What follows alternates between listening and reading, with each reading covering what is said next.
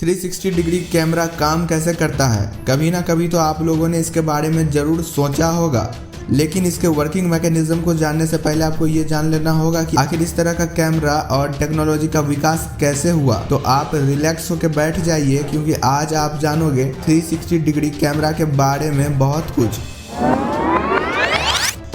तो 360 degree camera का जो आइडिया सबसे पहले आया वो एक्चुअली 360 डिग्री कैमरा का था ही नहीं। होता है यूं कि 1906 में एक अमेरिका के एच.सी. वर्मा, मेरा मतलब है फिजिसिस्ट रॉबर्ट डब्ल्यू वुड ने एक पेपर पब्लिश किया जिसमें उन्होंने एक ऐसे एक्सपेरिमेंट के बारे में बताया जिसने सबके होश उड़ा दिए। एक्चुअली उन्होंने एक ऐसे कैमरा के एक्सपेरिमेंट के बारे में बताया जिसमें उन्होंने एक कैमरा को पानी से भरी बाल्टी में रखकर एक फोकस लेंस का यूज करके एक पिनहोल जितने छेद के मदद से बाहरी तस्वीर लिया, और वो जो पिनहोल था वो एक्चुअली उस बाल्टी के लंबाई के लगभग आधी दूरी पर रखा हुआ था, और इससे हुआ कि कैमरा का जो फोटो खींचने का रेंज था वो ज्यादा एंगल तक बढ़ गया। अगर अब तक की बात आपको समझ में नहीं आई है तो आप ये समझ लीजिए कि रॉबर्ट डब्ल्यू वुड ने एक एक्सपेरिमेंट के थ्रू ये जानना चाहा कि आखिर मछलियां पानी में से बाहरी दुनिया को कैसे देखती हैं, और फिर इसी को नाम दे दिया गया फिश आई एक्सपेरिमेंट का। इस एक्सपेरिमेंट के बाद इतना तो श्योर हो गया था कि